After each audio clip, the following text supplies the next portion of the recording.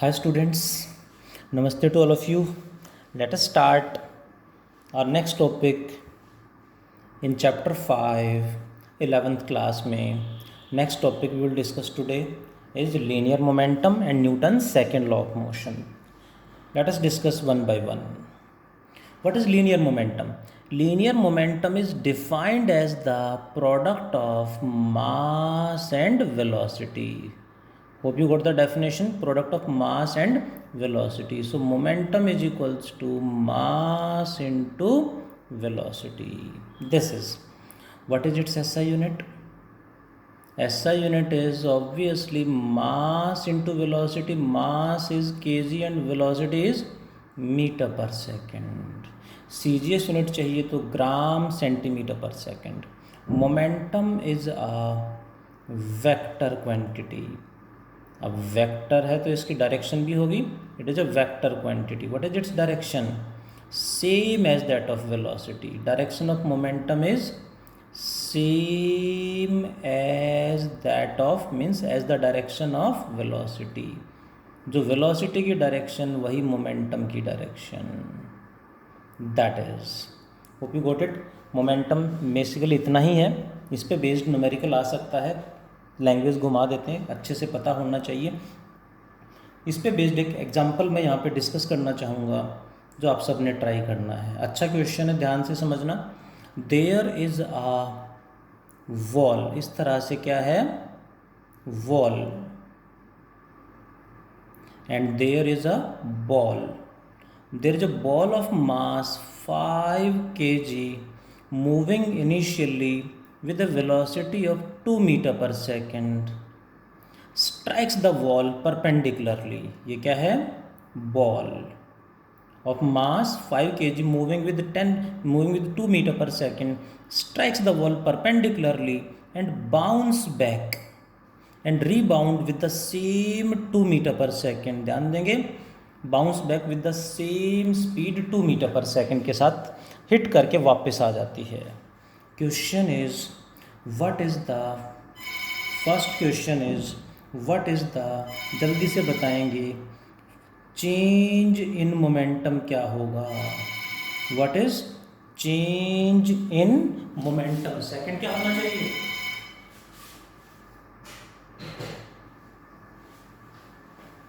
What is change in momentum और second क्या होना चाहिए? जल्दी से बोलेंगे, जल्दी से बताएंगे. चेंज को डेल्टा से रिप्रेजेंट कर देते हैं. ध्यान देंगे, चेंज इन मोमेंटम हमें निकालना है. पी मोमेंटम, ये ट्रायंगल मतलब डेल्टा, डेल्टा पी यानी चेंज इन मोमेंटम. इसी में थोड़ा सा और लैंग्वेज ट्विस्ट करके क्वेश्चन पूछ लेते हैं. कैसे? What is the magnitude of change in momentum? देखेंगे जरा, वर्ड्स का खेल है, लैंग्वेज है. लैंग्वेज जो समझ गया उसका आंसर सही आ जाएगा. What is the magnitude of change in momentum? Magnitude of change in momentum means change in momentum का मैग्नीट्यूड क्या होगा, ये हमें निकालना है. और थर्ड पार्ट में वही थोड़ा सा लैंग्वेज और ट्विस्ट कर दी है. Also find the change in magnitude of momentum. यदि लैंग्वेज कैच कर पाए तो समझ जाओगे, आंसर आ जाएगा. लैंग्वेज नहीं कर पाए कैच, देखो लैंग्वेज इंग्लिश लैंग्वेज हम सबको आती है, बट फिर भी कई बार मिस्टेक कर देते हैं क्योंकि उसका मीनिंग नहीं समझ पाते. What is change in magnitude of momentum? अब ध्यान से देखें तो change in momentum, magnitude of change in momentum and change in magnitude of momentum में डिफरेंस कहाँ है? Let me explain. सबसे पहले बात करते हैं चेंज इन मोमेंटम की. What is initial momentum? Mass into initial velocity. Mass कितना है? 5 kg. इनिशियल वेलोसिटी कितनी है? 2. It becomes what? 10. What is final momentum? Final momentum क्या होगा? Mass into final velocity. ध्यान देंगे, फाइनल वेलोसिटी इज -10 हो जाएगी. -10 क्यों हुई? Because velocity is a vector quantity.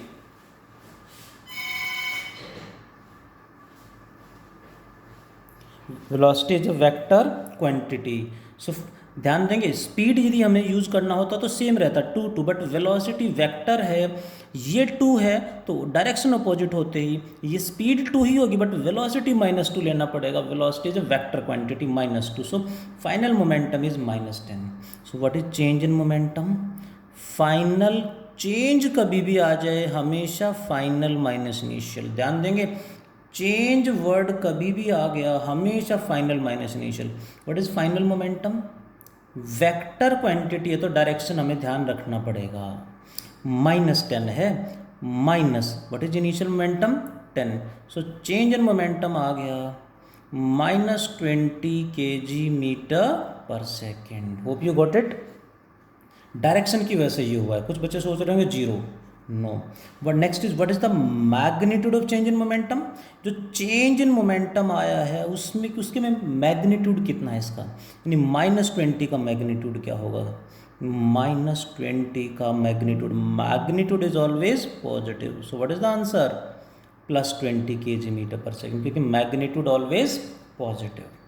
यहाँ अक्सर अटकते हैं। Change in magnitude of momentum, ध्यान देंगे equals to change in magnitude momentum means final momentum का मैग्नीट्यूड माइनस इनिशियल मोमेंटम का मैग्नीट्यूड। मैग्नीट्यूड में कितना चेंज हुआ? इनिशियल मोमेंटम का मैग्नीट्यूड 10, फाइनल मोमेंटम का magnitude, final momentum is -10, magnitude कितना है? मैग्नीट्यूड ऑलवेज पॉजिटिव, सो इसका मैग्नीट्यूड भी 10। फाइनल मोमेंटम का magnitude is 10 minus initial momentum का मैग्नीट्यूड भी 10, सो आंसर विल बिकम 0। आपके सामने क्वेश्चन है, अच्छा क्वेश्चन है, हमें ध्यान रखना है। एक बार इसको और समझने की कोशिश करेंगे। लैंग्वेज का थोड़ा सा ट्विस्ट है, लैंग्वेज में गड़बड़ नहीं होती, लैंग्वेज समझ जाते हो तो सही हो जाएगा। नेक्स्ट एक और पॉइंट यहाँ पे हमें आज डिस्कस करना है, that is known as Newton's second law of motion. Newton's second law of motion क्या होता है समझते हैं ज़रा। ये भी हमने 9th में पढ़ा था, बट मेन स्टेटमेंट पे नहीं, हमें उस पर बेस्ड न्यूमेरिकल सीखने हैं।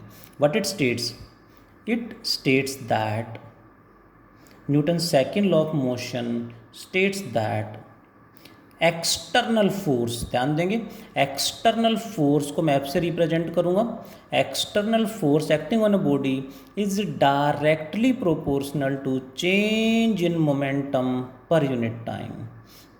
What is P? Momentum. Delta P change in momentum by T time, and delta T change in time या टाइम टेकन कह सकते हैं।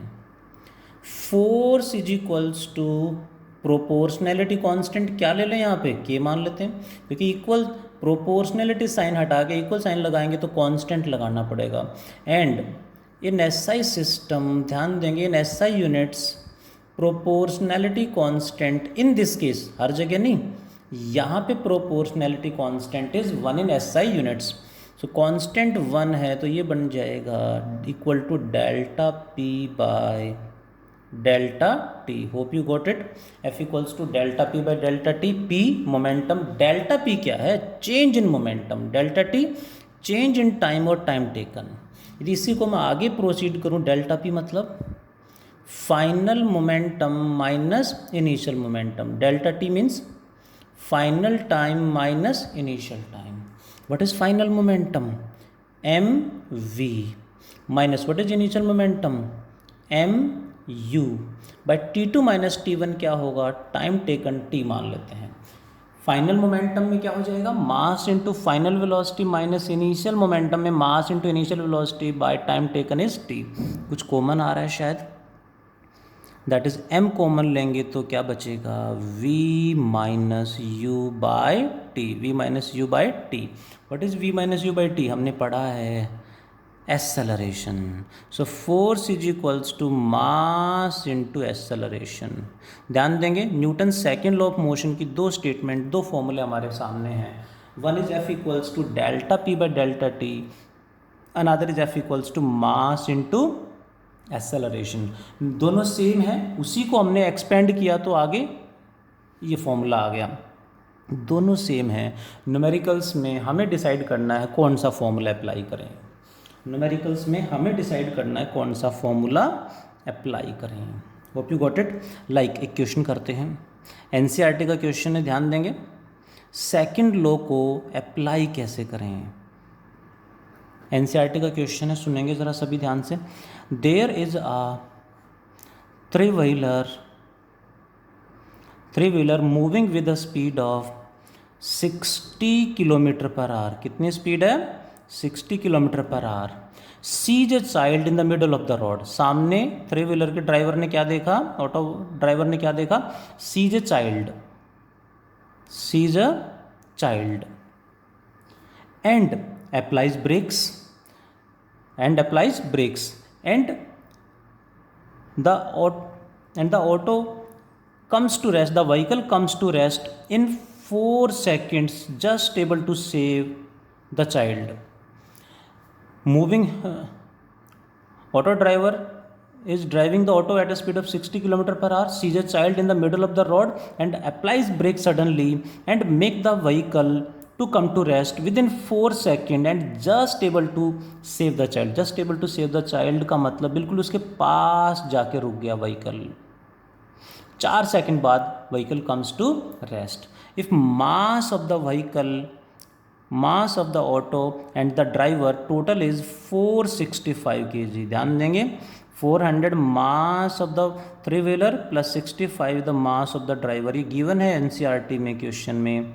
So total mass of the vehicle is 465 kg.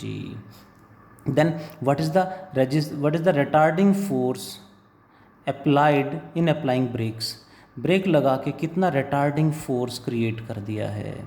Retarding force का formula क्या होगा? Again according to what, ये हमें निकालना है according to Newton's second law of motion. क्या कहता है? Mass into acceleration.